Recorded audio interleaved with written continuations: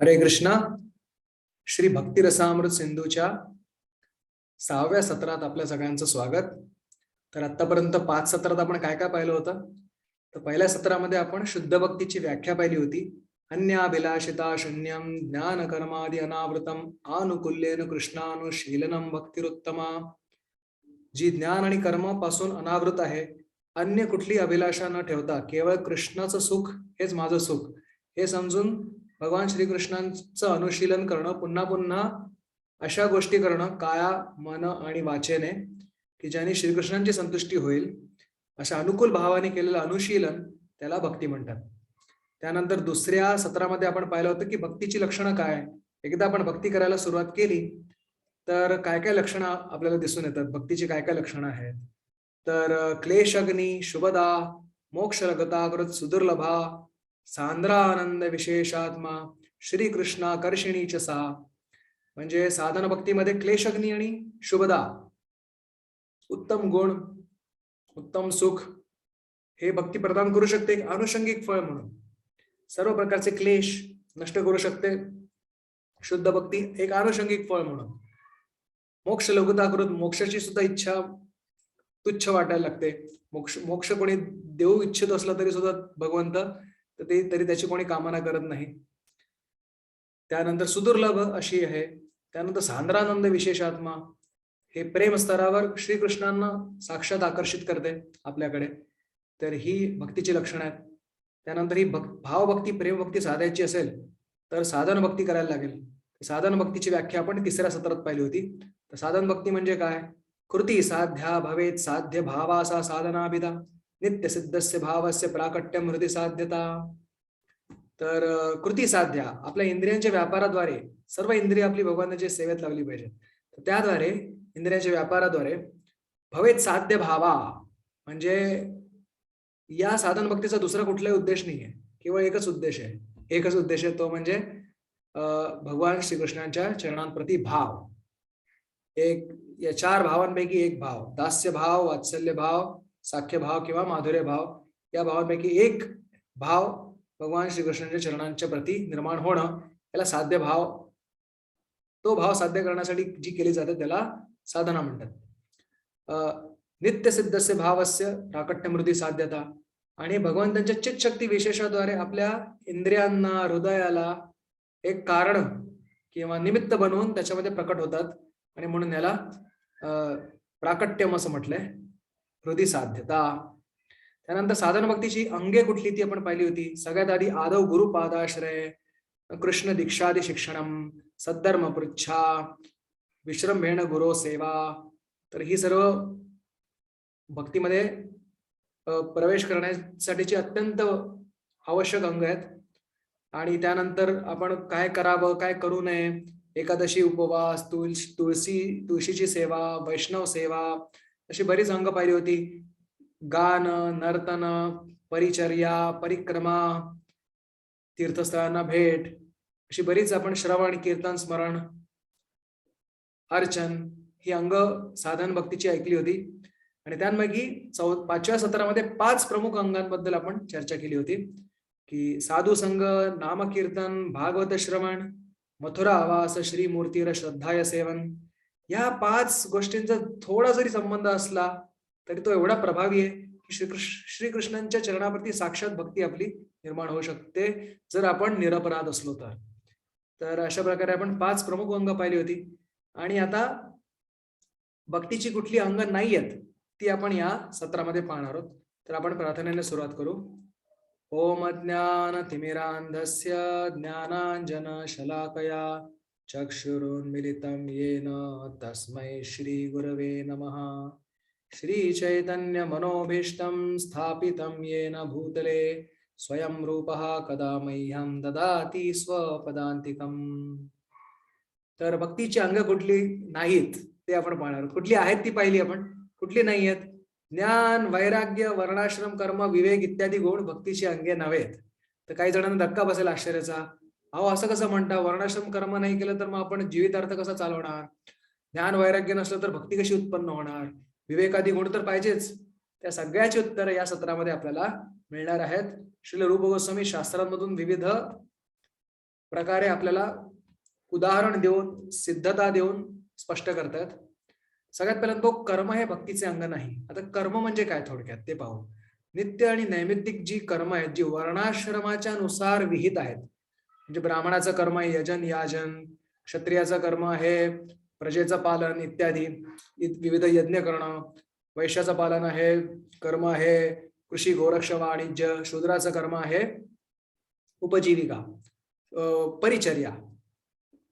तर या चारी वर्णांना अनुसरून गुण कर्म विभागशः या शारीरिक किंवा मानसिक गुणांवर आधारित प्रत्येकाचा वर्ण ठरवला जातो आणि त्या वर्णानुसार त्याला विहित कर्तव्य आहे.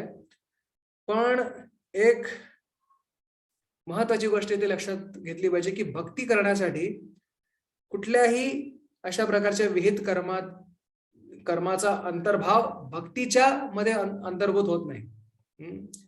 म्हणजे याचा अर्थ असा नाही की एखादा शुद्ध भक्ती करतोय म्हणजे तो वर्णाश्रमाचं कुठलं कार्य करणार नाही असं नाहीये. उपजीविकेसाठी जे आवश्यक आहे ते सर्व कृत्य तो करतोय, पण सर्व जे कृत्य आहे त्याच्या सर्व क्रियाकलापांचं केंद्रस्थान कृष्ण आहे. तो गुणीभूत भक्ती नाही करत आहे, प्रधानीभूत भक्ती नाही करत आहे, शुद्ध भक्ती करतोय. त्याने केलेल्या वर्णाश्रम कर्माचं फळ त्याला स्वर्ग आणि मोक्षाच्या रूपामध्ये नकोय. त्याला फक्त भगवंताची भक्ती करायची आहे आणि वर्णाश्रमाचा अवलंब तो केवळ याच्यासाठी करतोय की जेणेकरून त्याची उपजीविका चालू राहील, जेणेकरून त्याचं शरीर यात्रा चालू राहील, जेणेकरून तो श्रवण कीर्तन स्मरणादी साक्षात भक्ती करू शकेल. केवळ याच्यासाठीच तो वर्णाश्रम कर्म करतोय. पण सर्व फळ तो भगवंतांना अर्पण तर करतोच आहे, पण एका साधारण वर्णाश्रमाप्रमाणे तो स्वर्ग आणि मोक्षासाठी वर्णाश्रम धर्माचं पालन नाही करते, केवळ उपजीविका चालवण्यासाठी. आणि दुसरं म्हणजे जी उपजीविका त्याला साक्षात भक्ती करण्यासाठी मदत करणार आहे, तर अशासाठी म्हणून केवळ भक्तीला अनुकूल जी कर्म आहेत वर्णाश्रमाची ती तो पालन करतोय, हे आपल्याला समजून येईल. त्यामुळे अर्जुन सुद्धा शुद्ध भक्त होते, त्यांनी पण क्षत्रिय धर्माचं पालन केलंच. पण ते क्षत्रिय धर्माचं पालन केवळ क्षत्रिय धर्म म्हणून नव्हे, तर भगवंताला संतुष्ट करण्यासाठी अर्जुनाने आपला जो क्षत्रिय कला आहे म्हणून किंवा कौशल्य आहे ते सर्व युद्धामध्ये वापरलं केवळ श्रीकृष्णांना संतुष्ट करण्यासाठी. तिकडे अर्जुनाचं उदाहरण आपण पाहू शकतो. परीक्षित महाराज राजा होते, त्यांनी प्रजेचं पालन तर केलंच, त्याच्यामध्ये काही ते बेजबाबदार नव्हते, कलीला सुद्धा दंड केला, पण हे सर्व कशासाठी? श्रीकृष्णांना संतुष्ट करण्यासाठी. आणि सोबतच मुख्यत्वे करून त्यांची श्रवण कीर्तन स्मरणात्मिका भक्ती नेहमीच चालू होती. तर हे लक्षात घेणं आवश्यक आहे. शुद्ध भक्त आणि गुणीभूत मिश्र भक्तांमध्ये किंवा कर्मयोग्यामधला फरक हाच आहे की कर्मयोगी स्वर्ग मोक्षासाठी वर्णाश्रम कर्म करतोय, पण साक्षात भक्तीची अंगाचा अवलंब नाही करत आहे. भक्तीचा अवलंब तो कर्माचा अंग म्हणून करतोय. पण इथे शुद्ध भक्त काय करतोय? साक्षात भक्ती करतोय आणि वर्णाश्रम केवळ एक उपजीविकेला आधार म्हणून तो वर्णाश्रम धर्माचं पालन करतोय किंवा लोकसंग्रहासाठी वर्णाश्रम धर्माचं पालन करतोय. पण तो या वर्णाश्रम धर्माच्या पलीकडे आहे, कारण कुठलाही भक्त जो आहे किंवा शूद्र किंवा न्यासी, शूद्र केले नव्हे, येई कृष्ण तत्व वेत्ता से गुरु होय. वैष्णव हे चारी वर्णाश्रमांच्या चारी आश्रमांच्या पलीकडे आहेत, वरती आहेत, वर्णाश्रमाच्या पलीकडे आहेत. तावत कर्माणि कुर्वीत न निर्विद्येत यावता मत कथा श्रवणादौ वा श्रद्धा यावन्न जायते. का? त्याचा भगवान श्रीकृष्णांच्या कथा इत्यादी श्रवण कीर्तन स्मरणादी भक्तीवर श्रद्धा प्राप्त झाल्यानंतर कर्म करण्यासाठी त्याला निर्बंध राहत नाही. कारण म्हटलं की देवर्षी भूतात नृणाम पितृणाम न किंकरो नायम रूढीच राजन सर्वात्मनाय शरणम शरण्यम हतो मुकुंदम परिहृत्य कर्तम. म्हणतात की जसा एखादा मनुष्य जन्म घेतो, लगेच तो विविध ऋणांमध्ये मानला जातो. देव ऋण, ऋषी ऋण, राजाचं असलेलं ऋण किंवा शासनाचं असलेलं ऋण, पितरांचं असलेलं ऋण, कुटुंबाचं असलेलं ऋण, नातेवाईकांचं असलेलं ऋण. जो भगवान श्रीकृष्णांना शरणागत होतो तो या सर्व ऋणातून मुक्त होतो आणि तो केवळ सर्वांशी संबंध ठेवतो, जेणेकरून असं नाही की सगळ्यांचे संबंध तोडून टाकतोय. कुंती महाराणी सुद्धा सर्वांची संबंध ठेवूनच होती. ती पण कशासाठी? ती या सर्वांशी पांडवांशी संबंध कुठल्या रूपात ठेवत होती? एक वैष्णव म्हणून. तर सर्व कुटुंबियांना वैष्णव बनवणं, संपूर्ण जगाला वैष्णव बनवण्याचा प्रयत्न करणं, यासाठी म्हणून शुद्ध भक्त जगाशी संबंध ठेवतो. पण याचा अर्थ असा नाही की तो सगळ्या ऋणांमध्ये बांधला आहे म्हणून तो हे सगळं करतोय, असा अर्थ नाही. तो मुक्तच आहे, पण इतरांचा उद्धार करण्यासाठी त्यांच्याशी संबंध ठेवतो. तो उपजीविकेसाठी वर्णाश्रम, परंतु भक्तीचे साक्षात अंग नव्हे, हे इकडे आपण लक्षात घेऊ. संमतम भक्ती विज्ञानाम भक्ती अंगत्मन्न कर्मणाम. वर्णाश्रम विहित कर्म हे भक्तीचे अंग नव्हे. वर्णाश्रम विहित कर्म हे केवळ भक्ती करण्यासाठी जे शरीर आवश्यक आहे, शरीर चालणं आवश्यक आहे, तर ते शरीर चालण्यासाठी म्हणून केलेला एक प्रयत्न आहे. आणि एक शरीर यात्रा चालावी म्हणून, उपजीविका चालावी म्हणून हे वर्णाश्रमाचं सचोटीने पालन तो करतोय. पण त्याची पूर्ण निष्ठा कशामध्ये आहे? भगवान श्रीकृष्णांच्या चरणी आहे. तर हाच इकडे मोठा वाद झाला होता तत्ववाद्यांमध्ये आणि श्री चैतन्य महाप्रभूंमध्ये. वाद काय? तर महाप्रभूंनी असं अज्ञानाचं सोंग आणून तत्ववाद्यांना विचारलं उडुपीमध्ये की साध्य आणि साधन निर्णय काय ते सांगा. तर तत्ववादी म्हणाले की वर्णाश्रम कर्म करणं आणि श्रीकृष्णांना अर्पण करणं हे झालं साधन, आणि वैकुंठामध्ये मुक्ती प्राप्त करणं हे झालं साध्य. तर चैतन्य महाप्रभू म्हणाले, अहो पण प्रल्हाद महाराज म्हणतात साक्षात भक्ती हे साधन आहे. श्रवणम कीर्तनम स्मरणम पादसेवनम अर्चनम वंदनम दास्यम सख्यम आत्मनिवेदनम इति पुंसार्पिता विष्णू भक्तीचे नवच लक्षणा क्रियते भगवती अद्धा. अद्धा म्हणजे साक्षात. तर तुम्ही कसं म्हणता की वर्णाश्रम कर्म करून श्रीकृष्णांना अर्पण करणं हे साधन झालं? साधन तर श्रवण कीर्तन स्मरणच झालं, आणि साध्य काय झालं? तर वैकुंठ मुक्ती चारी प्रकारचं सालोक्य साष्टी सामिप्य सायुज्यम एकत्वम अप्युत दीयमानम न गृह्णन्ति विना मत्सेवनम जना. भगवान श्रीकृष्णांची सेवा करणं, त्यांच्याविषयी प्रेम प्राप्त करणं हाच पुरुषार्थ आहे. तर तुम्ही मुक्ती म्हणून साध्य कसं काय घोषित करता? अशा प्रकारे चैतन्य महाप्रभूंनी त्यांना योग्य ती शिकवण दिली आणि हे स्थापित केलं की साधन आहे, पुरुषार्थ आहे प्रेम, साधन आहे शुद्ध भक्ती. म्हणून म्हटले तावत कर्माणि कुर्वीत न निर्विद्येत यावता मत कथा श्रवणादौ वा श्रद्धा यावन्न जायते. लोकसंग्रहासाठी आणि उपजीविकेसाठी कोणी वर्णाश्रम कर्म करू शकतो, पण ते सुद्धा जे भक्तीला अनुकूल आहे तेच, आणि शुद्ध भक्तीवर त्याची पूर्ण निष्ठा असते. आणि भावस्तर प्राप्त झाल्यानंतर तो उपजीविकेसाठी सुद्धा वर्णाश्रम कर्म करत नाही, पण ते खूप पुढे भाव स्तर प्राप्त होईपर्यंत. तोपर्यंत तो जोपर्यंत समाजामध्ये आहे, समाजाच्या ज्या जबाबदाऱ्या तो चोखपणे पालन करतोय, पण हे लक्षात घेतलं पाहिजे तो ऋणी नाहीये, तरी सुद्धा पालन करतोय, जेणेकरून उपजीविका चांगली चालू राहील, लोकसंग्रह, लोकांना चांगली शिकवण मिळेल आणि त्यांना भक्तीमध्ये प्रगती करण्याची एक संधी मिळेल. बरं, पुढे आपण पाहू की ज्ञान आणि वैराग्य देखील भक्तीची अंगणे आहेत. असं कसं म्हणता? ज्ञान तर आवश्यक आहे, वैराग्य पण आवश्यक आहे, पण आपण इथे लक्षात घेतलं पाहिजे ज्ञान आणि वैराग्य काय म्हणतात. ज्ञान म्हणजे भगवत ज्ञानाबद्दल नाही म्हणत आहे. भगवत ज्ञान तर भक्तीचा संघ आहे. कारण मग अशी आपण म्हटलं श्रवण कीर्तन, आता श्रवण कशाचं करतोय? भगवत ज्ञानाचंच करतोय. ते भक्तीचे अंग आहेत.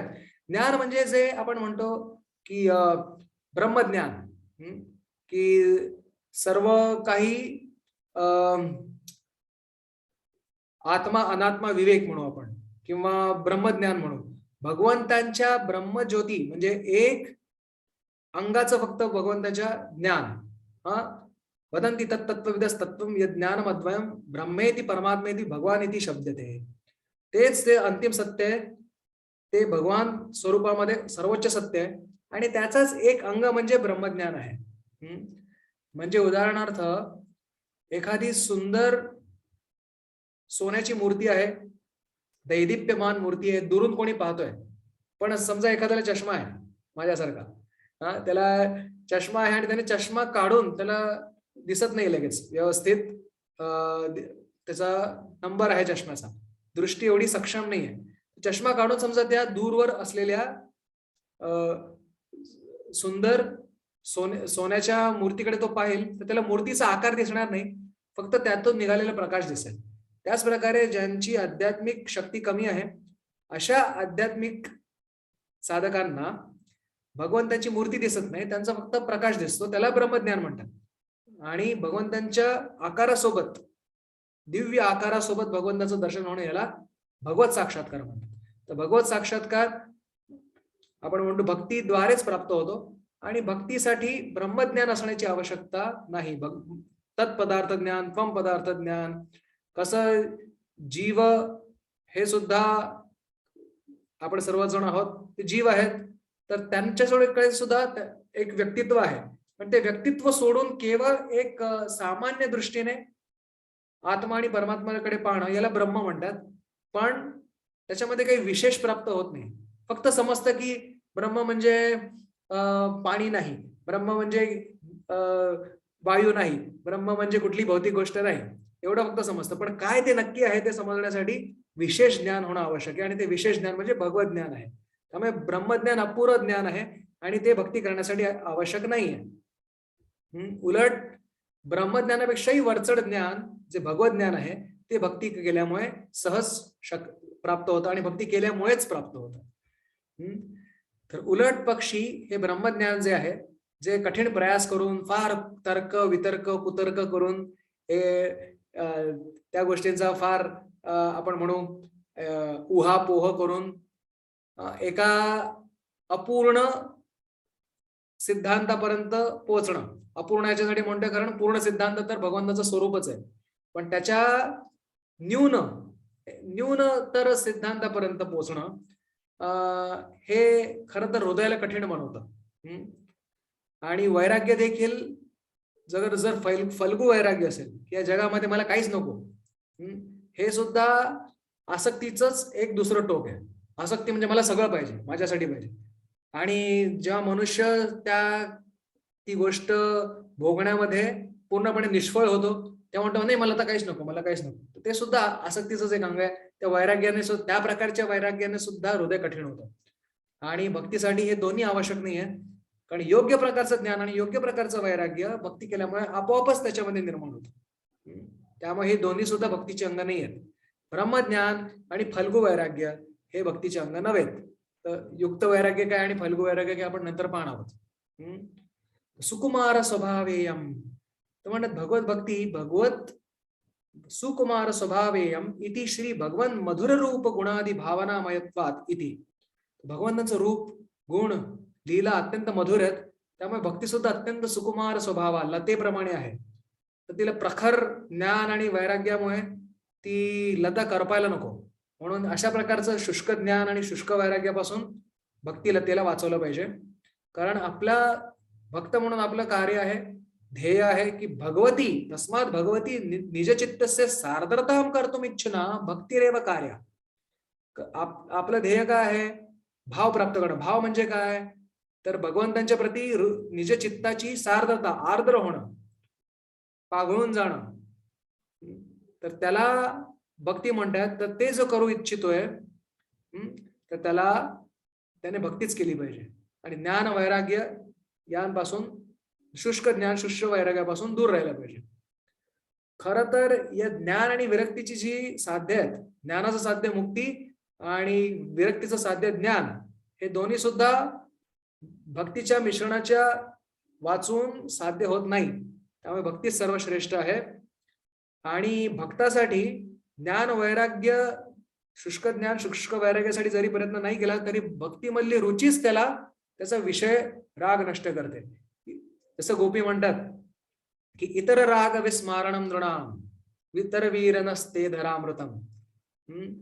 म्हणतात की तुमचं जे अधरामृत आहे, म्हणजे तुमचं जे वचन आहे, ते अशा प्रकारचं औषध आहे की ते प्रत्येकाला एवढे पोषण देतं की बाकी सर्व प्रकारचा राग किंवा आसक्ती त्याच्यातून विसरली जाते. केवळ भगवंतांच्या चरणाप्रती आसक्ती टिकून राहते. स्वरित वेणुना सुष्टुचुंबितम म्हणतात. तर इतर राग विस्मारणम नृणाम वितर नसते धरामृतम, असं गोपी पण म्हणतात भगवान श्रीकृष्णांना गोपी गीतामध्ये. तर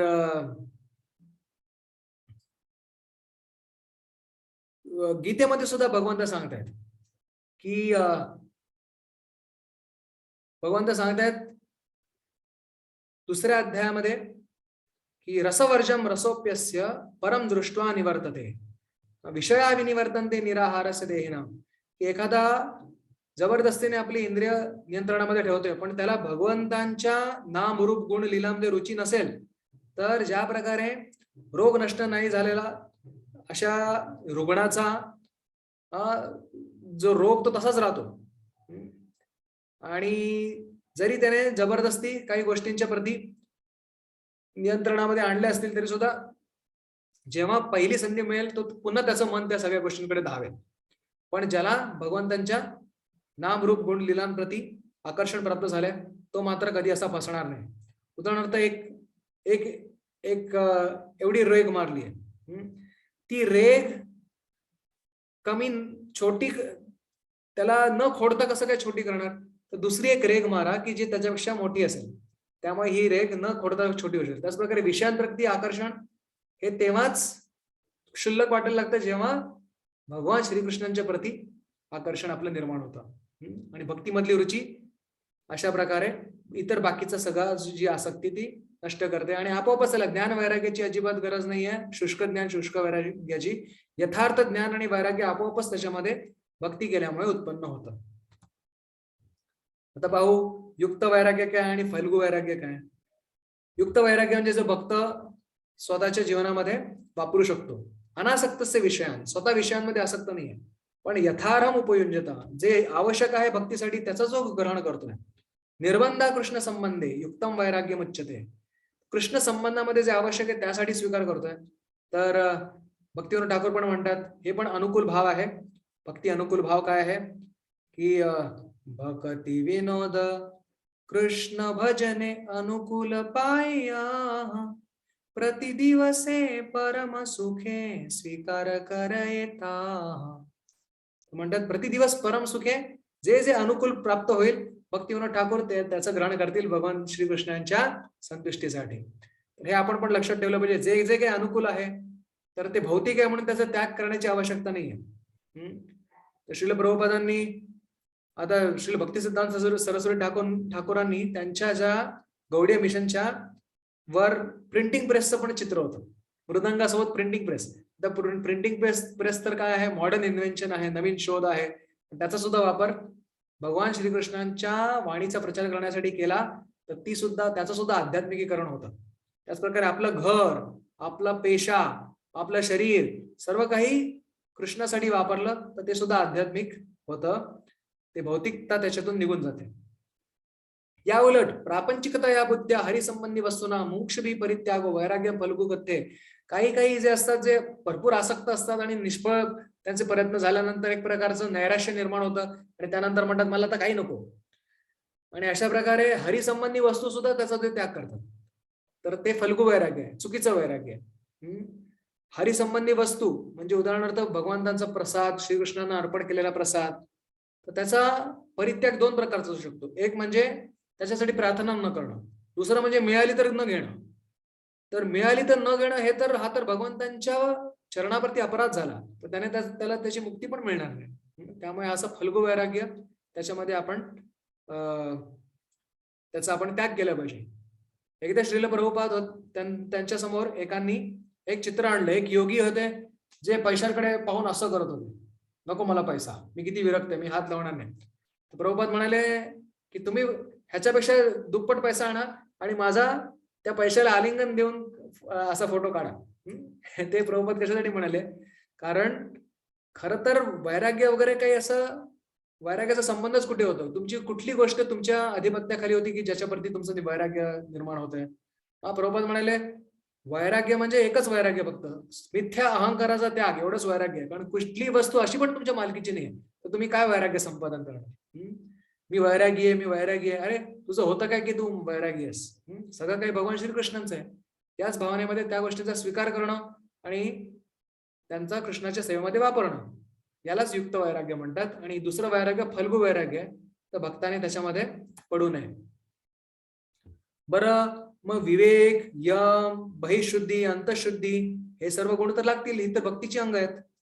तर म्हणतात नाही नाही, ही सुद्धा भक्तीची अंग नाही आहेत. का? कृष्णोन्मुखम स्वयं यांती यमा शौचादयस्तथा. जो शुद्ध भक्ती करतोय, नम्र भावाने भगवंतांची सेवा करतोय, त्याच्यामध्ये आपोआपच यम, शौच इत्यादी सगळे गुण आपोआप मध्ये येतात त्याच्यामध्ये. यस्यास्ति भक्तीर भगवती अकिंचना सर्वैर्गुणैस्तत्र समासते सुरा. मनोरथेन असती धावतो हराव भक्तस्य कुतो महत्गुणा मनोरथेन असती धावतो बही.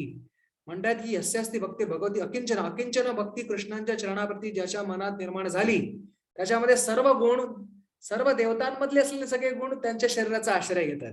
आणि जो हरीचा भक्त नाही त्याच्याकडे कुठले आले गुण? आज जे गुण आहेत ते उद्या दोषामध्ये परिवर्तन त्याचं निश्चितच होणार आहे. पण सत्व रज तम एकमेकांशी त्यांचा जो झगडा चालू आहे, कधी सत्वाला दाबून रजगुणाला दाबून तमोगुण वरती येतो, कधी तमोगुण रजगुणाला दाबून सत्वगुण वरती येतो.